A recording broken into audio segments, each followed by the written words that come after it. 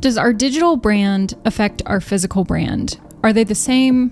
What is the deal with that? Welcome to my YouTube channel, where we're going to talk about how to improve your physical branding and what that even means. I've been talking to a lot of interior designers lately, and I actually work at a couple physical spaces now that COVID is over and we're all back into hanging out together in person. I've just noticed that sometimes a company has a digital brand and kind of like they have a certain feeling and aesthetic online, and then you go into their store and you don't exactly feel like the message is the same there. It is super important to make sure that those two worlds don't collide with each other, but they have a harmonious flow, because you disrupt your brand, you disrupt the message that you're sending to your customers, your clients, or people that you're serving, and it can feel kind of bait and switchy, or it can just kind of create some level of distrust for certain customers. It can just feel off. And so obviously that can create some problems with if you're actually trying to run a successful, profitable business, you want to make sure that your digital brand and your physical brand flow together and not just butt heads. Branding is a lot more than a logo. And a lot of people think that it's just the logo. It's just the Nike logo. It's just the Coca-Cola logo. That's the brand. But it's so much more than that. And honestly, a lot of branding evokes emotion, it evokes memories, it evokes feelings. There's a lot of nonverbal things that happen that get associated with a brand. That comes from a lot of the design of what the company has done in order to create this message that the customer receives when they perceive their brand or they participate in their service. A lot of that is strategic because customers become loyal and repeat customers when they get emotionally connected, when there's more to it than just the exchange of cash. And that is what we're trying to do here, is we're trying to improve on that. Many businesses have a digital presence and a physical presence. And so how do they work together? How do we make sure that they work together? How do we make sure that they're saying the same thing? How do we make sure that our customers have that experience and not just, a lot of people who are on the inside or they see behind the curtain. After a while, we get desensitized to a lot of the things that are dysfunctional in our business. We're dysfunctional in our brand, and we forget that we need to always be evaluating and always be improving on this. And so we always have to think with the customer in mind. Yes, absolutely 100%. Your physical space, your office, your store, your lobby, whatever it is, that is also a part of your brand. And if it looks like crap, well, then no amount of social media and Facebook ads, Google ads is going to save it. I'm sorry. Let's talk about some examples and common pitfalls of how this may happen in your business or maybe other businesses that you've seen. A lot of people are looking for an experience. They want to associate your brand with a memory. They want to feel something with your product. And a lot of that is going to come from how the experience of being in your space makes them feel. And so if you have this great online aesthetic presence and it makes them feel cozy, or it makes them feel motivated, or it makes them feel one particular way, then you want to make sure that that translates into your physical space. A great example of this would be let's say a hotel, some chain hotel that has really, really great digital marketing, but they really are in need of a remodel in their lobby. They present themselves as an excellent place for you to come and rest and relax and get great customer service, a great place for you to recuperate, but then you walk into the lobby and there is paint chipping on the walls, or the floorboards are all scuffed up, or the furniture is extremely outdated and it's kind of saggy because a lot of people have been sitting on it. And you can tell, obviously, from the get-go, when you walk in, you get ready to check in, that there's been a little bit of a disconnect, that a lot of people will spend a lot of time on their digital marketing. They'll take very aesthetic photos and they'll edit them to the high heavens and present everything as, hey, we are great. Come and work with us. Come and stay with us. And then you walk into the physical space and it's this could really use some TLC. And that's just one example. But there have been many times where I book a hotel with the expectation that it's going to match what I see online, and walk in only to be kind of disappointed with the presentation that I'm seeing in person. And that says a lot to your customer. It says a lot to them when they walk in expecting what it is you've been promising and you don't deliver it on the backhand, on the physical space. And it does feel bait and switchy, and it does feel like a gimmick and a gotcha. Like, now we take your money and we don't really deliver on the aesthetic and the appeal that we promised. Another thing is going to be your poor layout and functionality within your space. Not that this is necessarily like a disconnect in the digital footprint world, but remember that your physical space is a part of your brand.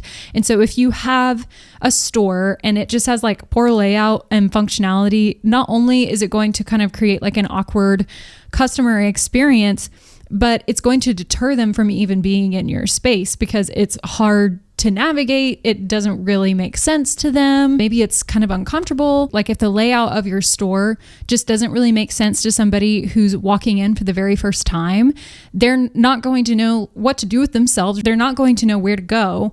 And that's going to create a memorable experience. Remember, first impressions are really, really important.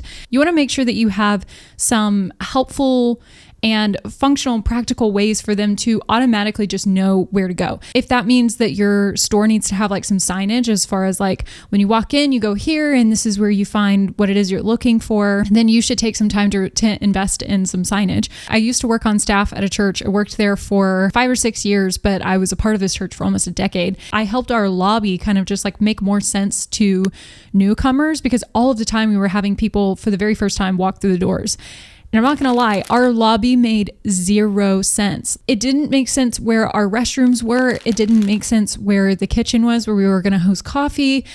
It was easy to find our auditorium, like where we were having our services, but just like the layout of the building was chaotic, and we didn't have the budget to remodel it, so we just had to make do with what we had. I remember when I first came on staff, one of the very first problems that I solved was installing signs in order to point people to where bathrooms were. It never failed. We always had people coming up to us asking us where to just find the restroom. It was really difficult to think about once I finally came on staff and I made these signs. And I mean, we had to have signs for our auditorium, where to send kids, for our kids space, where classrooms would be if they were going to be upstairs, downstairs. Like, we had to have signage to point people in any and every direction, because at any given point on a Sunday, we could be having somebody walk in for the very first time. They have kids, they're going to be taking a class after service.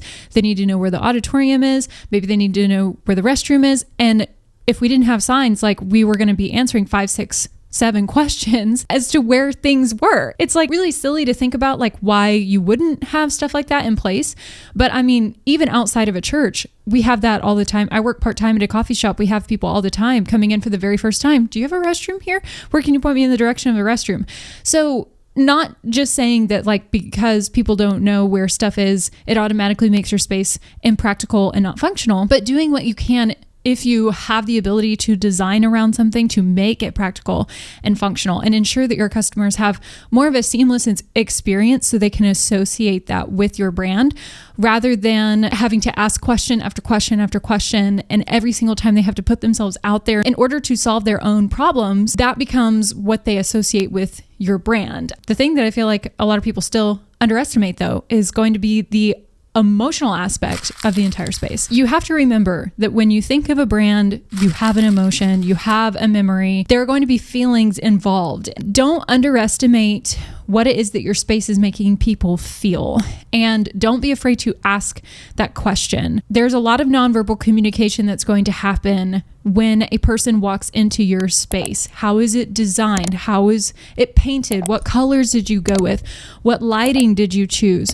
What furniture did you choose? Did you choose it, or did you just kind of like haphazardly throw it together and hope and trust that everybody was going to kind of overlook it? They're going to feel something about it. There have been so many times where I've had to go into an office and I see that it's just kind of thrown together. And I'm not going to lie, I'm sitting there. There's no science behind the lighting. There's no method to the madness of the furniture that we're sitting in. And I feel uncomfortable.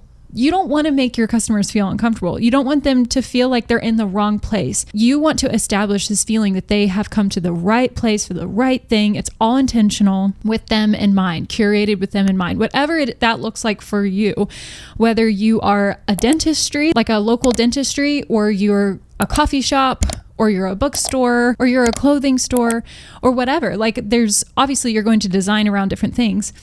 but you don't want to neglect the emotion behind that. The last thing that I'm going to touch on is the nonverbal communication that your space is saying on your behalf that maybe you don't really recognize that it is. And that goes into the design of it. It can be the layout, it can be other things, but I'll just use a practical example. Sometimes our interior spaces, we design them with an aesthetic in mind because that's the aesthetic that we're going for. That's kind of like the vibe that we want, or maybe that's just what was trendy at the time. And so that's kind of what we chose, but we didn't think about it in terms of the message that we want to send about the product that we're selling or about the service that we're offering.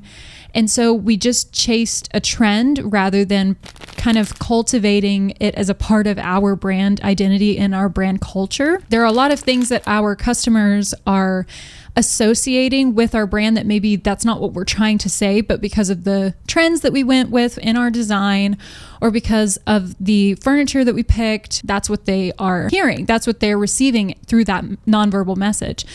And one of the examples I'm going to use here is coffee shops. And I work part-time at a coffee shop right now, and it is very, very popular for a lot of these business owners, entrepreneurs to come and work at a coffee shop. And all of that is well and good. The coffee shop that I work at in particular is very collaborative. And we work with our community a lot. We do a lot of like projects, promotion of other entrepreneurs, other artists, a lot of these other things. That's really, really, really cool. I think one day I was working behind the bar and I just looked up and we have like a lot of tables. We have like an actual bar with just stools that face out on the window.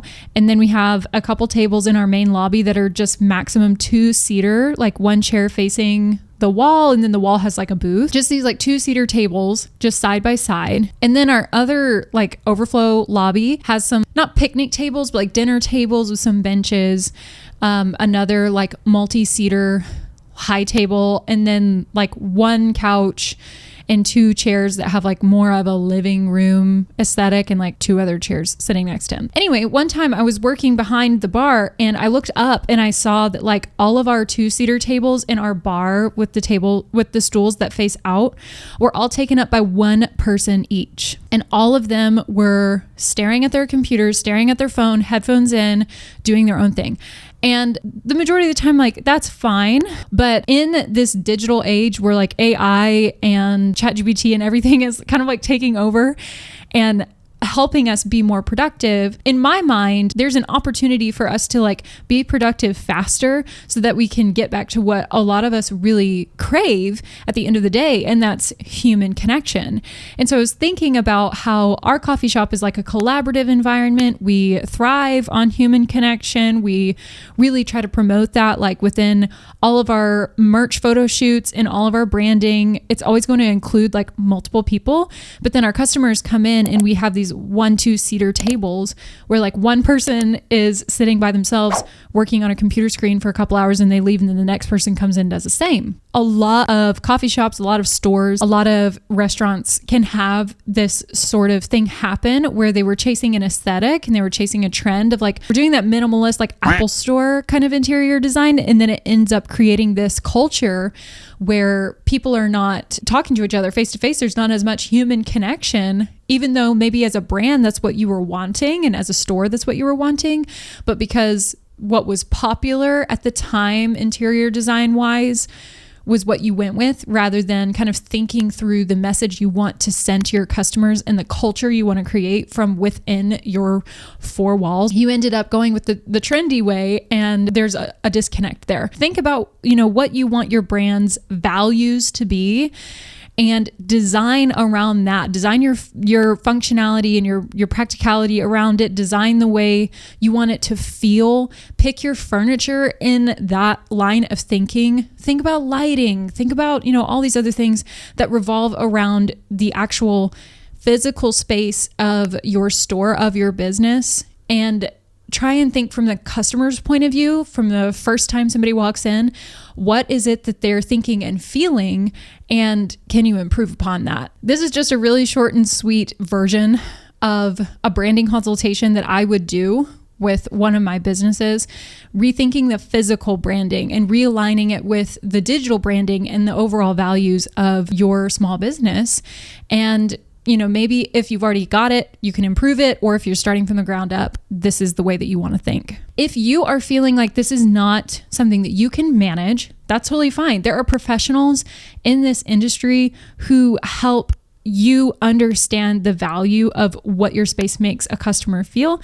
They can come in, redesign the space. They can give you ideas. If you want to handle the design, you just need kind of some advice. You definitely should bring in a professional to give you this sort of fresh eyes perspective on your business. It's going to benefit you in a multitude of ways. But the biggest thing for me is if you can improve your physical space and you can realign it with your digital presence, make your overall branding, both physical and digital, more cohesive, your customer is going to have a more valuable experience. And we can't better serve the community around us if we don't understand them. And so bring in that professional. They're going to have the expertise in how to better align your messages. They're going to have the vision to be able to basically envision what your values are stating and design it around that. They're also going to have an objective perspective. A lot of times when we're too close to something, we're too emotionally involved in it, or, it's too familiar, it's really hard to recognize areas of improvement because we just kind of